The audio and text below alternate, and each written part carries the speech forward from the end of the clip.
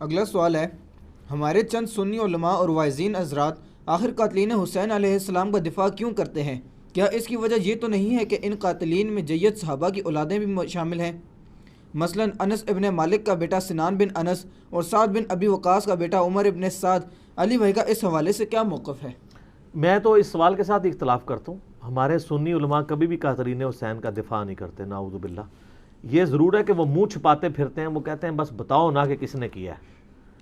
میرا خیال ہے ایون ناسبی بھی یہ جرت نہیں کرتے کہ وہ یہ کہیں کہ حسین ابن علی شہید نہیں ہے، وہ باغی تھے تو قتل ہوئے، نعوذ باللہ. ایسا نہیں ہے. سب سے زیادہ یعنی شیعہ کے خلاف کام کیا ہے نا اہل سنت میں تو امام ابن تیمیہ نے کیا ہے. انہوں نے منہاج السنہ کتاب لکھی ہے، لیکن اس میں بھی آپ دیکھیں کہ وہ کہتے ہیں کہ ہم یزید کو عام دنیا دار بادشاہوں کی طرح بادشاہ مانتے ہیں، ہم اہل بیت سے محبت کرتے ہیں. ایون انہوں نے تو حضرت معاویہ کے بارے میں بھی کہا کہ ہم انہیں خلیفہ راشد نہیں ایک بادشاہ مانتے ہیں. اور انہوں نے کلیئر کٹ لکھا کہ ربیع الاول 11 ہجری میں نبی اسلام کی وفات ہوئی اور 41 ہجری ربیع الاول میں صلح حسن ہوئی، اور نبی اسلام کی حدیث تھی کہ میرے بعد خلافت 30 سال رہے گی. تو وہ کہتے ہیں دیکھو ایگزیکٹ ربیع الاول میں صلح حسن کے بعد خلافت راشدہ ختم ہوگی، خلیفہ راشد 5 ہیں، ابو بکر، عمر، عثمان، علی اور حسن ابن علی. حضرت معاویہ اسلام کے پہلے بادشاہ ہیں. یہ تو وہ بھی مانتے ہیں. انہوں نے بھی کبھی یہ بات نہیں کی ہے کہ ہم قاتلین حسین کا دفاع کریں گے. ایون ڈاکٹر ذاکر نائک صاحب سے بھی مسئلہ مس ہینڈل ہوا جس میں میرا لیکچر بھی آیا تھا.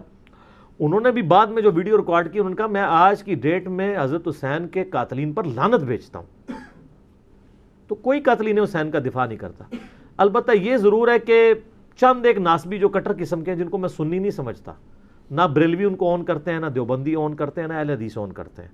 ناسبیوں کا کوئی اوقات نہیں ہے کہ ان کو کسی پلیٹ فارم پہ کوئی اون کرے. ہمارے جیل میں ایک بہت بڑا ناسبی تھا فیض عالم صدیقی، ایک مسجد میں اتنا عرصہ جمعہ اہل حدیث کی مسجد میں پڑھاتا رہا، لیکن آج اگر آپ اہل حدیث سے پوچھیں ان کو اون نہیں کرتے. چاند کوئی ضد میں کر لیں لادہ بات ہے، ادروائز وہ اون نہیں کرتے. شیخ زبیر علی زئی صاحب نے باقاعدہ اپنی کتاب فضائل صحابہ میں لکھ دیا کہ فیض عالم صدیقی اہل حدیث نہیں ہے، ان لوگوں نے لبادے اڑے ہوئے ہیں. بڑے سخت الفاظ انہوں نے لکھے تھے.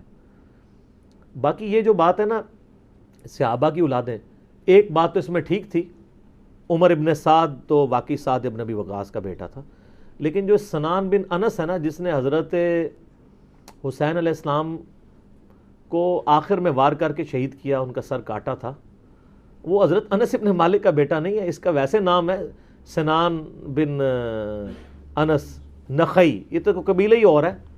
البتہ یہ ضرور ہے کہ جب صحیح بخاری میں 3748 نمبر حدیث ہے جس میں امام بخاری نے حسین کے ساتھ علیہ السلام لکھا ہے،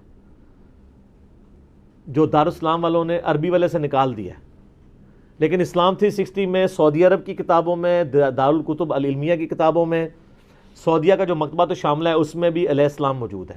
لیکن سارا نہیں نکالا. بخاری میں جہاں حضرت فاطمہ کے ساتھ علیہ السلام لکھا ہوا ہے وہ ابھی بھی دارالاسلام والوں کا موجود ہے، نکالا نہیں ہے.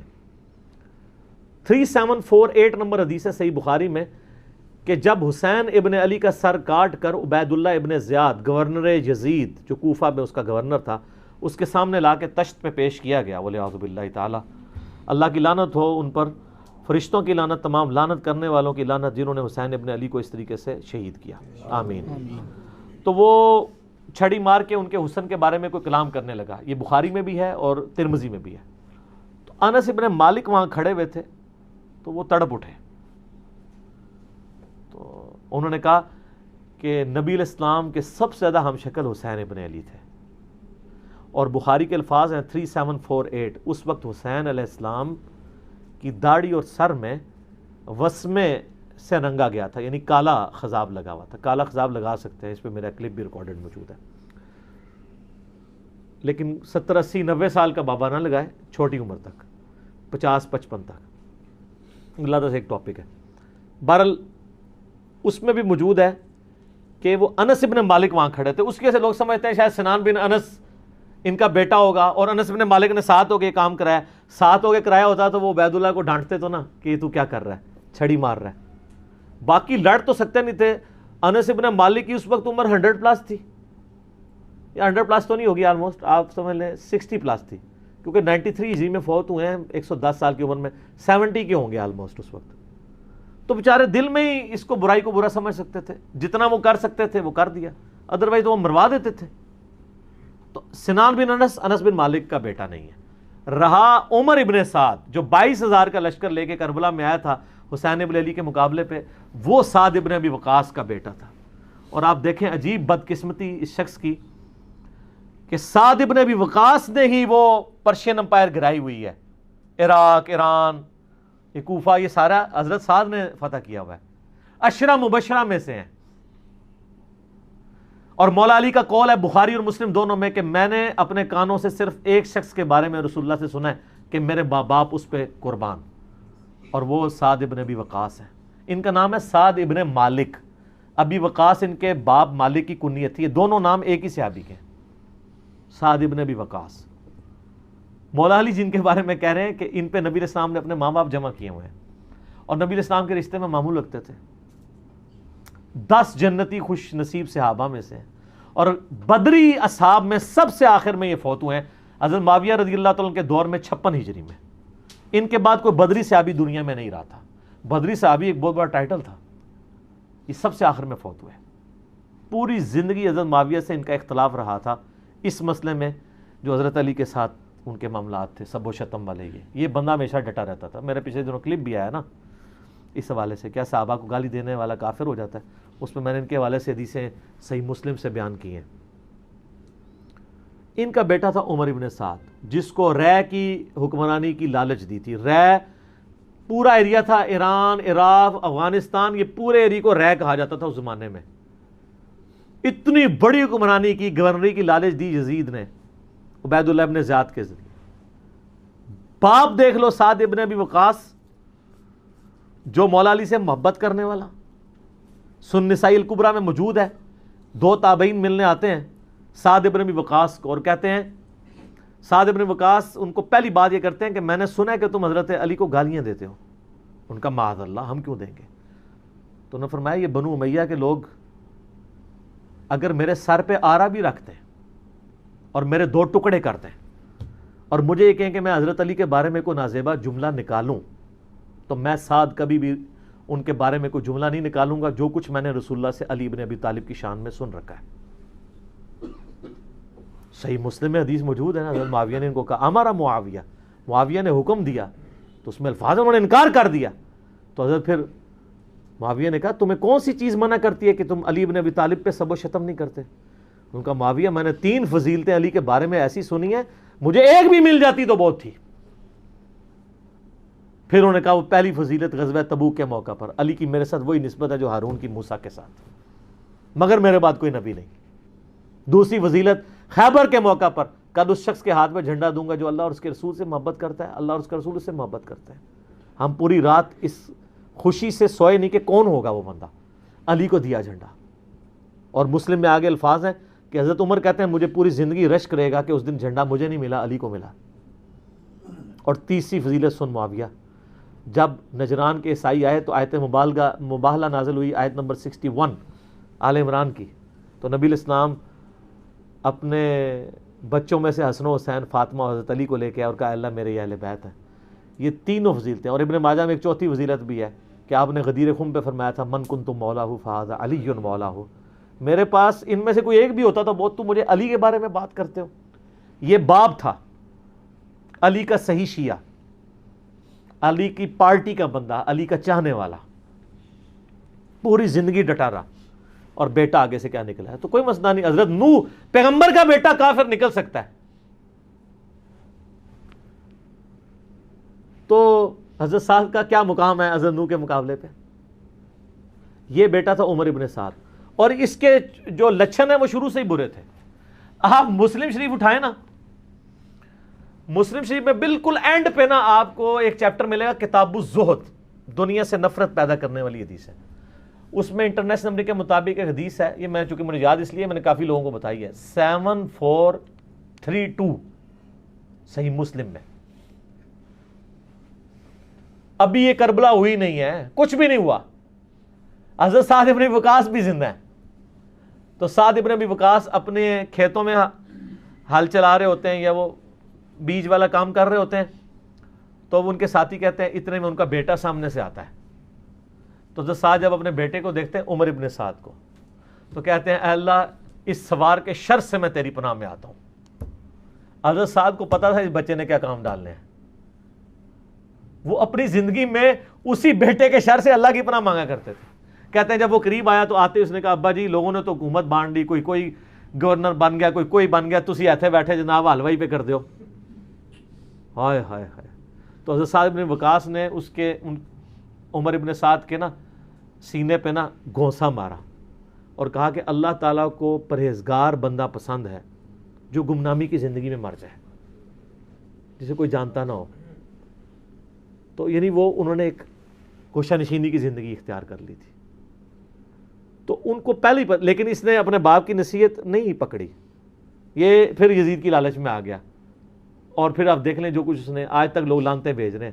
باپ کو لوگ رضی اللہ عنہ کہہ رہے ہیں. آپ شیعہ سے پوچھ لیں سعد بن وقاص کی کتنی وہ عزت کرتے ہیں.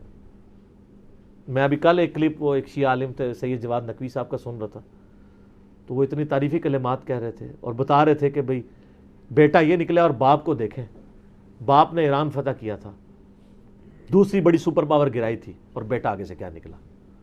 اچھا آپ دیکھ لیں کہ دین ایفرٹ کا نام ہے, یہ نہیں ہے کہ یہ وراثت میں ٹرانسفر ہو. انبیاء کی وراثت میں ٹرانسفر نہیں ہوئی ہے تو اور کس میں ہونی ہے. تو اس لیے ہم قطعاً نہیں کرتے, اور اہل سنت کے ہاں کوئی بھی نہیں ہے. مفتی منیب صاحب نے اگلے دنوں ایک مس ہینڈل کیا تھا معاملہ, تو پھر بعد میں پورا پرچہ پڑھ کے سنایا انہوں نے. اس پرچے میں تو آلموسٹ انہوں نے یزید کو کافر ہی کہہ دیا ہے, اور پہلے کہہ رہے تھے کہ جی وہ یہ پتہ نہیں کیا, مطلب یہ لوگ ان کے مفادات ہوتے ہیں اپنے. بہرحال جب ان کے سر پہ پڑتی ہے پھر یہ صحیح بات کہتے ہیں, جب سر پہ نہیں پڑتی پھر اور باتیں کرتے ہیں فیم حاصل کرنے کے لیے, الٹا بدنامی ہوتی ہے. ٹھیک ہو گئی جی. اگلا سوال ہے علی بھائی کہ کیا حضرت ابن عمر رضی اللہ تعالیٰ عنہ تو عراقیوں کو قاتل حسین کہتے تھے, اور آپ اہل شام کو قصوروار ٹھہراتے ہیں, کیوں؟ ہاں وہ اس لیے کہ اوپر حکومت تو اہل شام کی تھی نا. عراق تو ایک صوبہ تھا نا. جیسے آپ کو پتہ پچھلی حکومت میں جب ہمارے یہ والے پرائم منسٹر صاحب کہتے تھے پنجاب پولیس نے یہ کیا, تو اس کا یہ مطلب نہیں ہوتا تھا کہ وہ پرائم منسٹر کو برا نہیں کہہ رہے, وہ کہہ رہے تھے پرائم منسٹر پنجاب پولیس کو یوز کرتے ہیں, ایکس پرائم منسٹر. ٹھیک ہے, کیونکہ اوپر تو حکومت انہی کی تھی نا. یہ عراقیوں کو اس لیے انہوں نے کہا کہ اہل عراق ابن زیاد اور اس کے ساتھی وہ ساری فوج عراق کی تھی نا, پیچھے انڈر کس کی تھی, وہ اہل شام کی, تو انہوں نے ان کے اوپر ہی لعنت کرنی تھی نا. اس کا یہ مطلب نہیں ہے کہ وہ شیعان علی پہ لعنت بھیج رہے ہوتے تھے, ایسا نہیں تھا. شیعان علی اس میں شامل نہیں تھے, اہل شام ہی تھے. عمر ابن سعد شامل تھا, باقی لوگ شامل تھے. تو وہ لعنت اس لیے انہوں نے اہل عراق پہ بھیجی کیونکہ عراق اس وقت صوبہ تھا شام کا. ٹھیک ہو گیا.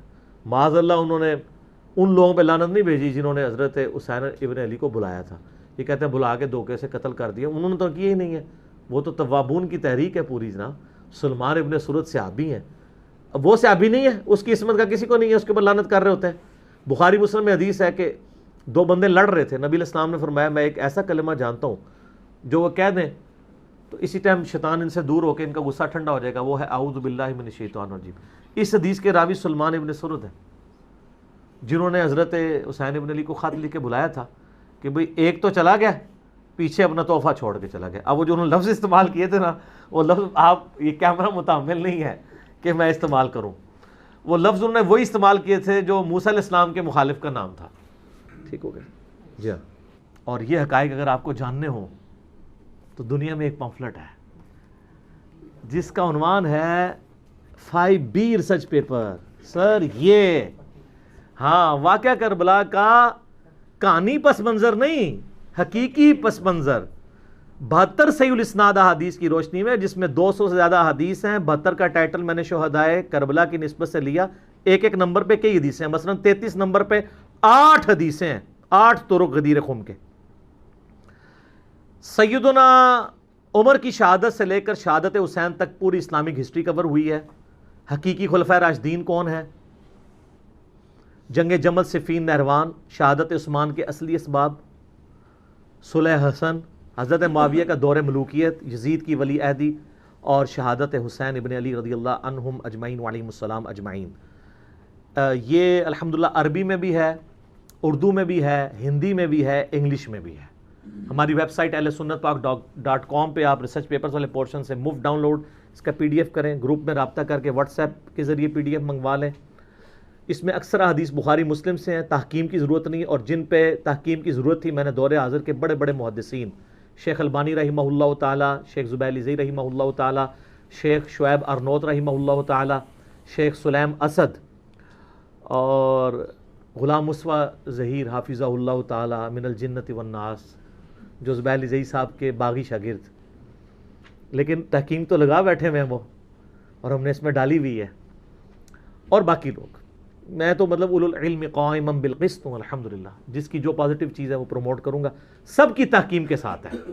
اور یہ خیالی پس منظر نہیں ہے, احادیث کی روشنی میں ہے. یہ صلاح الدین یوسف صاحب کی جھوٹی تاریخ یا وہ سنابلی کی لکھی ہوئی جھوٹی تاریخ نہیں ہے, احادیث ہیں جو کہ خلافت و ملوکیت مولانا مودودی رحمہ اللہ تعالی کی کتاب کا حدیثی دفاع ہے, حدیث کی روشنی میں. تو سر یہ آپ مفت منگوا سکتے ہیں اگر آپ افورڈ نہیں کر سکتے.